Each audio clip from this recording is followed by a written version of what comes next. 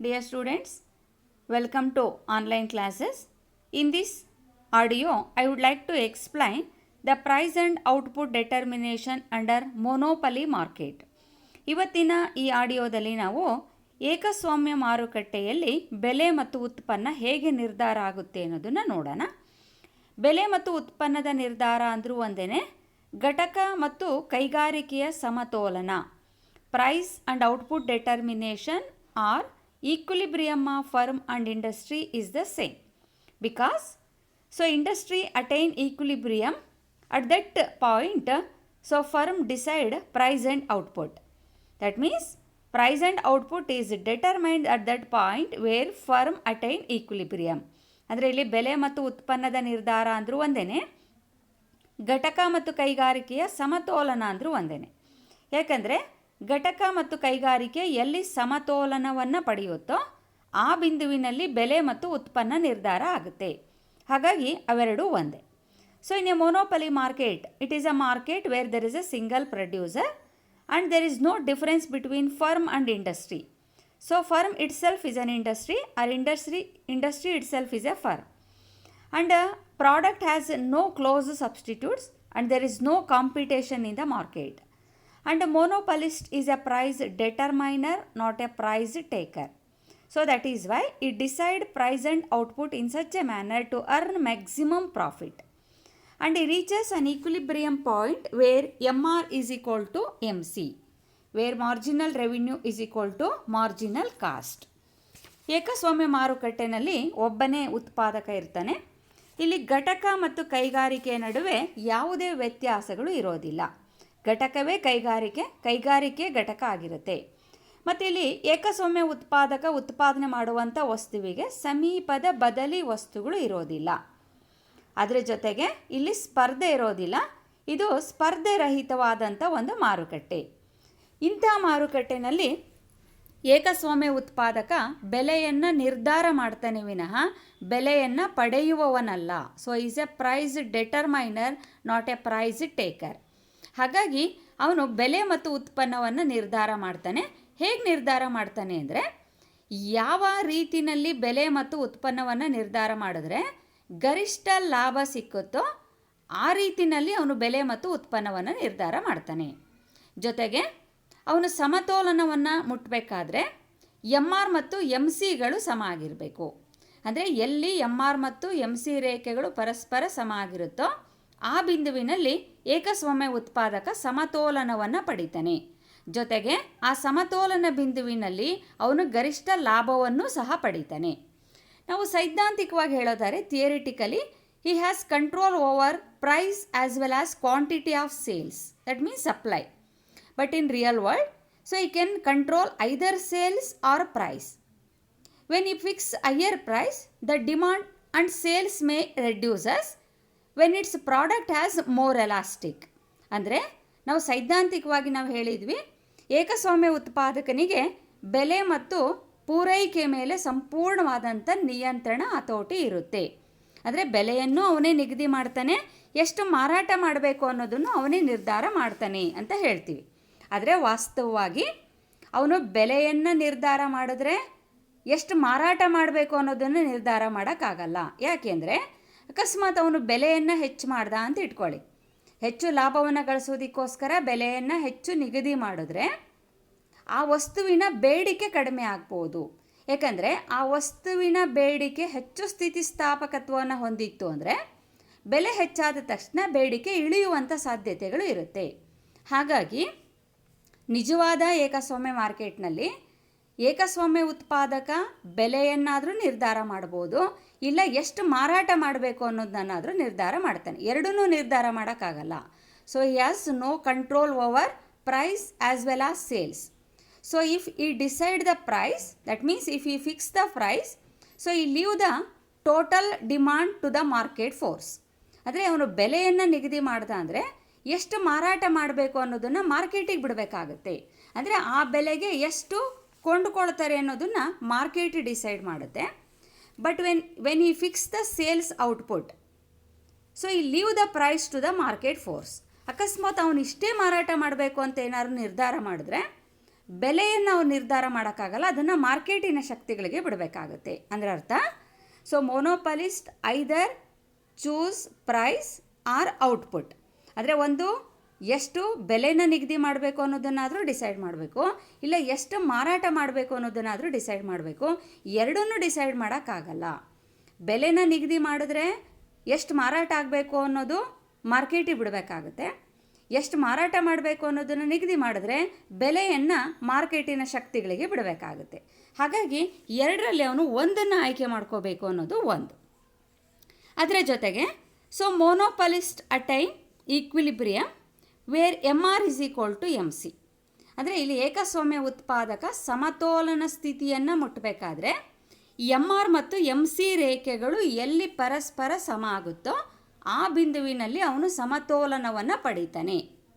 So before equilibrium, that means as long as MR is greater than MC. So when MR is greater than MC, so he expand his production and he stop further production at that point where MR is equal to MC. And beyond that equilibrium point, so MC is greater than MR, that is why he stop at that point where MR is equal to MC. ಅಂದರೆ ಇಲ್ಲಿ ಏಕಸ್ವಾಮ್ಯ ಉತ್ಪಾದಕ ಸಮತೋಲನ ಮಟ್ಟವನ್ನು ಎಲ್ಲಿ ಮುಟ್ತಾನೆ ಅಂದರೆ MR ಮತ್ತು MCಗಳು ಎಲ್ಲಿ ಸಮ ಆಗಿರುತ್ತೋ ಅಲ್ಲಿ ಅವನು ಸಮತೋಲನ ಮಟ್ಟವನ್ನು ಮುಟ್ತಾನೆ. ಅಂದರೆ ಅಲ್ಲಿಗೆ ಬಂದ ತಕ್ಷಣ ಅವನು ಉತ್ಪಾದನೆ ಮಾಡೋದನ್ನು ನಿಲ್ಲಿಸ್ತಾನೆ, ವಿಶ್ರಾಂತಿ ತಗೊಳ್ತಾನೆ. ಅದಕ್ಕಿಂತ ಮೊದಲು ಏನಾಗಿರುತ್ತೆ, ಎಲ್ಲಿಯವರೆಗೆ MR MCಗಿಂತ ಹೆಚ್ಚಾಗಿರುತ್ತೋ ಅಲ್ಲಿಯವರೆಗೆ ಅವನು ಉತ್ಪಾದನೆಯನ್ನು ಮುಂದುವರಿಸ್ತಾ ಹೋಗ್ತಾನೆ. ಎಲ್ಲಿ ಅವೆರಡು ಸಮ ಆಗುತ್ತೋ ಅಲ್ಲಿ ಬಂದ ತಕ್ಷಣ ಅವನು ಉತ್ಪಾದನೆ ಮಾಡೋದನ್ನು ನಿಲ್ಲಿಸ್ತಾನೆ. ಅದನ್ನೇ ನಾವು ಸಮತೋಲನ ಬಿಂದು ಅಂತ ಕರಿತೀವಿ. ಅದಾದ ನಂತರ ಉತ್ಪಾದನೆ ಮುಂದುವರೆದ್ರೆ MC greater than MR, MC MRಗಿಂತ ಹೆಚ್ಚಾಗೋದ್ರಿಂದ ಅವನಿಗೆ ನಷ್ಟ ಆಗುತ್ತೆ. ಹಾಗಾಗಿ ಉತ್ಪಾದನೆ ಮುಂದುವರಿಯೋದಿಲ್ಲ.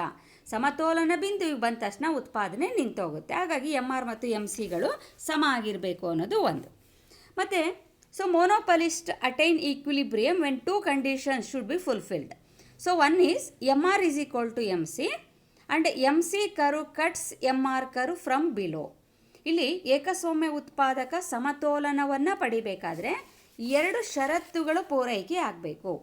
ಮೊದಲನೇದು MR MCಗೆ ಸಮ ಆಗಿರಬೇಕು ಮತ್ತು MC ರೇಖೆ MR ರೇಖೆಯನ್ನು ಕೆಳಗಡೆಯಿಂದ ಛೇದಿಸಬೇಕು. ಈ ಎರಡು ಕಂಡೀಷನ್ಸ್ ಎಲ್ಲಿ ಫುಲ್ಫಿಲ್ ಆಗಿರುತ್ತೋ ಅಲ್ಲಿ ಏಕಸ್ವಾಮ್ಯ ಉತ್ಪಾದಕ ಸಮತೋಲನವನ್ನು ಪಡಿತಾನೆ. ಹಾಗಾಗಿ ಇಲ್ಲಿ ನಾವು 4 ರೇಖೆಗಳನ್ನು ಗಮನಿಸಬೇಕು. ಒಂದು, ಸಮತೋಲನ ಉತ್ಪನ್ನ ಹೇಗೆ ನಿರ್ಧಾರ ಆಗುತ್ತೆ ಮತ್ತು ಅಷ್ಟು ಉತ್ಪನ್ನವನ್ನು ಮಾರಾಟ ಮಾಡಿದ್ರಿಂದ ಅವ್ರಿಗೆ ಬಂದಂಥ ಲಾಭ ಎಷ್ಟು ಅನ್ನೋದನ್ನು ನೋಡಬೇಕು. ಒಂದು, equilibrium price and equilibrium output. So equilibrium output is decided at that point where MR is equal to MC. ಎಲ್ಲಿ MR ಮತ್ತು MC ರೇಖೆಗಳು ಪರಸ್ಪರ ಸಮ ಆಗುತ್ತೋ ಅಲ್ಲಿ ಉತ್ಪಾದನೆ ನಿಂತೋಗುತ್ತೆ. ಅದನ್ನು ನಾವು ಸಮತೋಲನ ಉತ್ಪನ್ನ ಅಂತ ಕರಿತೀವಿ. And the price decided at that point is known as equilibrium price. ಆ ಬಿಂದುವಿನಲ್ಲಿ ಏನು ಬೆಲೆ ನಿಗದಿ ಆಗುತ್ತಲ್ಲ ಅದನ್ನು ನಾವು ಸಮತೋಲನ ಬೆಲೆ ಅಂತ ಕರಿತೀವಿ. ಅದರ ಜೊತೆಗೆ ಲಾಭ ಎಷ್ಟು ಬಂತು ಅನ್ನೋದನ್ನು ನೋಡಬೇಕಾದ್ರೆ we compare ER and AC. So in order to measure the profit, so we compare ER and AC. ಲಾಭನ ನೋಡಬೇಕಾದ್ರೆ ER ಮತ್ತು AC ರೇಖೆಗಳನ್ನು ಪರಸ್ಪರ ಹೋಲಿಸಬೇಕು. ಆ ಸಮತೋಲನ ಬಿಂದುವಿನ ನೇರಕ್ಕೆ ER ಮತ್ತು AC ರೇಖೆಗಳು ಎಲ್ಲೆಲ್ಲಿದೆ ಅನ್ನೋದನ್ನು ಗಮನಿಸ್ರಿ. ನೋಡಿ, ER ರೇಖೆ ACಗಿಂತ ಮೇಲ್ಭಾಗದಲ್ಲಿತ್ತು ಅಂದರೆ ER lies above AC.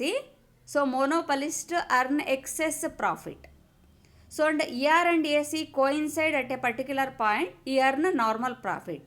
So when AC greater than ER, he incur loss. ಅಂದರೆ ಇಲ್ಲಿ 3 ಸನ್ನಿವೇಶಗಳು ಇದೆ.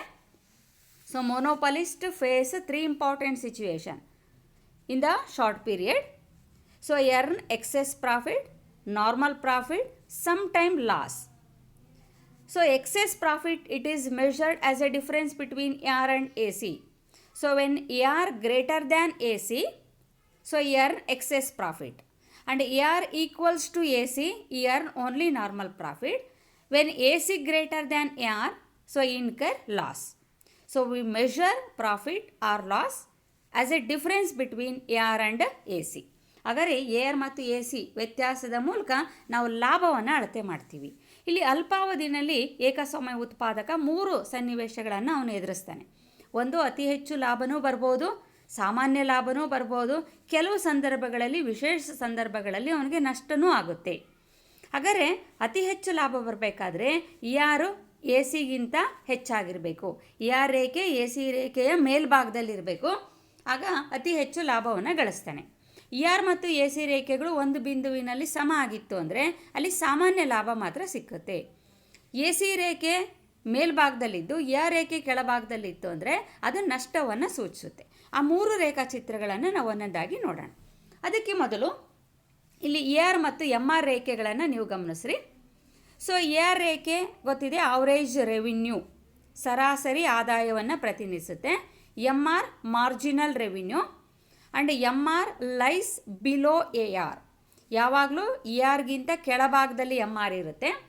ಯಾಕೆ ಅಂದರೆ ಒಂದಷ್ಟು ಪ್ರಮಾಣದ ವಸ್ತುಗಳನ್ನು ಮಾರಾಟ ಮಾಡಿದ ನಂತರ ಇನ್ನೂ ಹೆಚ್ಚು ವಸ್ತುಗಳನ್ನು ಮಾರಾಟ ಮಾಡಬೇಕು ಅಂದಾಗ ಬೆಲೆನ ಇಳಿಸ್ಬೇಕಾಗುತ್ತೆ. So even in monopolist market, so monopolist want to sell more commodities, so he has to reduce the prices. So that is why MR lies below AR. ಅಂದರೆ ಒಂದಷ್ಟು ಪ್ರಮಾಣದ ವಸ್ತುಗಳನ್ನು ಒಂದು ಬೆಲೆಗೆ ಮಾರ್ತಾನೆ, ಇನ್ನೂ ಹೆಚ್ಚು ಮಾರಾಟವನ್ನು ಹೆಚ್ಚು ಮಾಡಬೇಕು ಅಂದಾಗ, ಅನುಭೋಗಿಗಳನ್ನು ಹೆಚ್ಚು ಕೊಳ್ಳೋದಕ್ಕೆ ಪ್ರಚೋದನೆ ಮಾಡಬೇಕು ಅಂದಾಗ ಅವನು ಬೆಲೆಗಳನ್ನು ಸ್ವಲ್ಪ ಇಳಿಸ್ಬೇಕಾಗತ್ತೆ. ಹಾಗಾಗಿ MR ರೇಖೆ AR ರೇಖೆ ಕೆಳಭಾಗದಲ್ಲಿರುತ್ತೆ. And AR curve, it slopes downward from left to right. It indicates that monopolist producers sell more commodity at a lower price. ಇಲ್ಲಿ AR ರೇಖೆ ಎಡದಿಂದ ಬಲಕ್ಕೆ ಇಳಿಮುಖವಾಗಿರೋದನ್ನು ನೀವು ಗಮನಿಸ್ತೀರಾ. ಅದು ಏನು ತೋರಿಸುತ್ತೆ ಅಂದರೆ ಹೆಚ್ಚು ಮಾರಾಟ ಮಾಡಬೇಕು ಅಂದಾಗ ಬೆಲೆನ ಇಳಿಸ್ಬೇಕಾಗುತ್ತೆ. ಬೆಲೆ ಇಳಿದ್ರೆ ಮಾತ್ರ ಹೆಚ್ಚೆಚ್ಚು ವಸ್ತುಗಳನ್ನು ಮಾರಾಟ ಮಾಡೋದಕ್ಕೆ ಸಾಧ್ಯ ಆಗುತ್ತೆ. ಹಾಗಾಗಿ ಇಲ್ಲಿ AR ಅನ್ನೋದು ಬೇಡಿಕೆ ರೇಖೆನೂ ತೋರಿಸುತ್ತೆ. ಬೇಡಿಕೆ ಮತ್ತು ಆರ್ ರೇಖೆಗಳು ಒಂದೇ ಆಗಿರುತ್ತೆ. ಹಾಗಾಗಿ ಅದು ಎಡದಿಂದ ಬಲಕ್ಕೆ ಇಳಿಮುಖವಾಗಿರುತ್ತೆ. ಆರ್ ಇಳಿದಾಗ ಆರ್ ಸಹ ಇಳಿಬೇಕಾಗುತ್ತೆ. ಯಾಕಂದರೆ ಒಂದಷ್ಟು ಪ್ರಮಾಣದ ವಸ್ತುಗಳನ್ನು ಮಾರಿದ ನಂತರ ಇನ್ನೂ ಹೆಚ್ಚು ಮಾರಬೇಕು ಅಂದಾಗ ಬೆಲೆನ ಇಳಿಸೋದ್ರಿಂದ ಆರ್ ಆರ್ಗಿಂತ ಕೆಳಗಡೆ ಇರುತ್ತೆ ಅನ್ನೋದನ್ನು ನಾವಿಲ್ಲಿ ಗಮನಿಸೋಣ. ಇಲ್ಲಿ ಈ ಚಿತ್ರದಲ್ಲಿ ನೀವು ಗಮನಿಸ್ರಿ. So there are 4 important curves. One is R, second one is MC, R and AC. 4 ರೇಖೆಗಳಿದೆ, ಆರ್, MC, ಆರ್ ಮತ್ತು AC.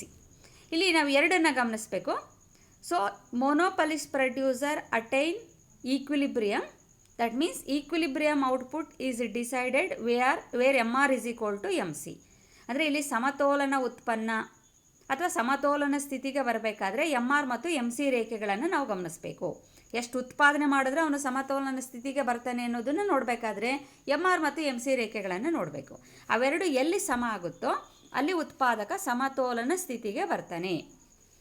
ಎಲ್ಲಿವರೆಗೆ MR MCಗಿಂತ ಹೆಚ್ಚಾಗಿರುತ್ತೋ ಅಲ್ಲಿವರೆಗೆ ಉತ್ಪಾದನೆ ಮುಂದುವರಿತಾ ಹೋಗುತ್ತೆ.